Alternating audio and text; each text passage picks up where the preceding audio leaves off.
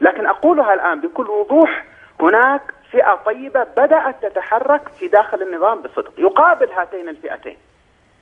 فئة غوغائية في الذين في التحرير، فئة غوغائية في الذين في التحرير، فئة غوغائية في الذين في التحرير، فئة غوغائية في الذين في التحرير. يعني أنا لا أدري الجفري بيتكلم عما يتكلم، وثم كلامه في تثبيط عزائم الواقفين في ميدان التحرير هو وأمثاله. ونحن نعلم أنه على مر التاريخ وجد كثر من علماء السلطان الذين يقفوا مع السلطان حتى لحظة سقوط السلطان، حتى لحظة سقوط السلطان.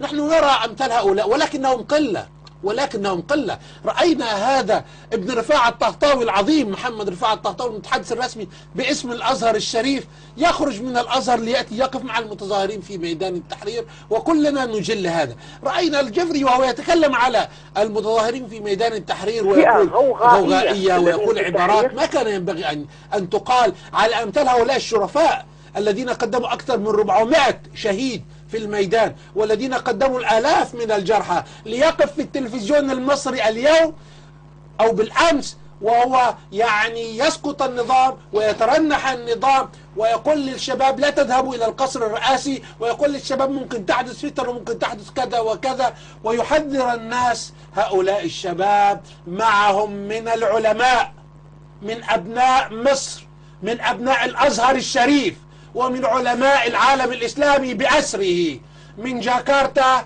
إلى نواكشوط، من يقف معهم في ميدان التحرير، من يقف معهم في أيوة ببلاش مش بفلوس. شكرا يا حاج أشرف، ببلاش مش بفلوس. لا خلي بالك أنا كان عندي كتير يعني واحنا عايزين نسمع الكثير. لا كتير والله يعني. لا عايزين نسمع الكثير مما يشرهم بالبنات. أنا عايز أقول هؤلاء العلماء الشرفاء، أبناء العالم الإسلامي وأبناء المدارس الإسلامية، حتى أبناء المدرسة الحبايب في حضرموت الشرفاء أيضا، منهم من يقف مع هذه الثورة العظيمة، من يقف مع هذه الثورة العظيمة. أنا خايف من أن التلبيس اللي بيعملوا علينا الآن الجفري، أنا آسف جدا، وفي نفس الوقت لما يخرج علينا مفتي مصر الشيخ علي جمعة الأسبوع الماضي يوم الخميس الماضي عندما قال من يخاف على نفسه من صلاة الجمعة لا يخرج من بيته. حقيقية.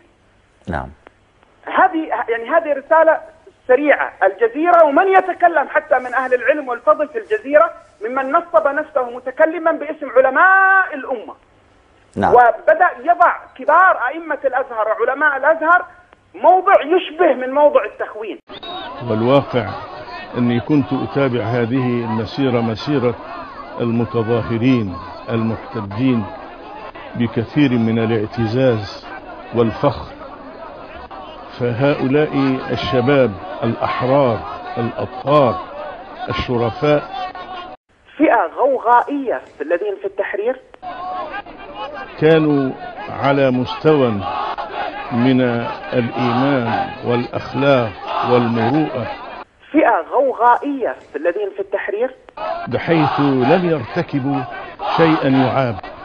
أنا دعوت شيخ الأزهر من قبل وأرسلت له رسالة أن يقف مع الشعب ولا يقف مع أعداء الشعب، ولكنه للأسف صدر منه تصريح اليوم يدين المتظاهرين ولا يدين المظلومين ولا يدين الظالمين، ويقول الذين يدعون إلى هذه المظاهرات ليس في قلوبهم ذرة من إيمان.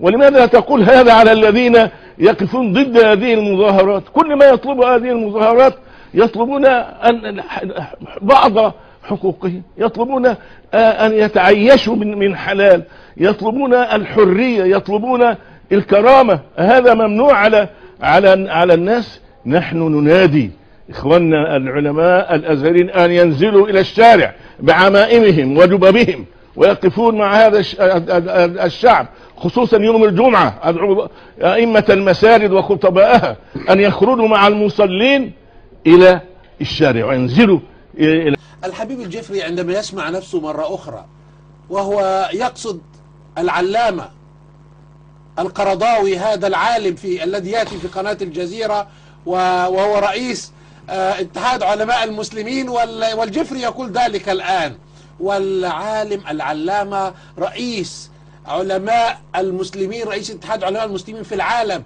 يدعو ويؤيد لنصرة هؤلاء الشباب الذين في ميدان التحرير. يعني أنا لا أدري الجفري بيتكلم عما يتكلم. وش اعتراضك على ما قاله الشيخ الجفري؟ لماذا غضب؟ قال لك في غوغائيين، فئة غوغائية في الذين في التحرير. مفيش واحد في ميدان التحرير غوغائي. ده لو قال في 2 غوغائيين يبقى اجرم برضه. ده ما جابش سيره الناس اللي دخلوا البلطجيه اللي قتلوا الناس، ما جابش سيره الولد الصغير. ولد صغير، ده ولد طلعوا للبوليس في يقول لهم انا هو اعزل عيل 14 سنه، بيقول لهم انا هو رفع ايده كده وصوروه، حتى البنت اللي بتصوره صوتت. ما جابش سيرته، ما جابش سيره العربيات اللي بتدهس في الناس خالص، ما جابش سيرتهم. فين؟ هات لي شاب يخليه يجيب سيره، يجيب لي واحد رمى طوبه على حد غوغائي. لما يقول على الشعب، لما يقول على الشعب اللي بيسطر تاريخ الامه عشان خايف على الحاكم بتاعه، الحاكم بتاعه مسلطه، قال له يعني خلي بالك حتى الحكام بيستخدموا ابواق، يعني خلاص بقت مكروه، يعني ما حدش قابلها، مش هيقبلوها، اوراق بتحرك. يعني منذ متى أما كان يفتح التلفزيون يطلع يقول لك انا اصلا ايه اول ما منذ متى كان يفتح لهؤلاء الناس التلفزيون المصري؟ لما يجي كده يتكلم على الشباب كده يعني بيستعمل ناس، يعني الناس عاميه للدرجه دي. طب حتى كان يقول ايه، يقول له يا فخامه الرئيس مبارك، الناس اللي اتقتلت دي يعني فين ازاي تتقتل؟ ده شباب طاهر، شباب ما حدش فيهم رمى طوبه، ما حدش كسر لمبه نور.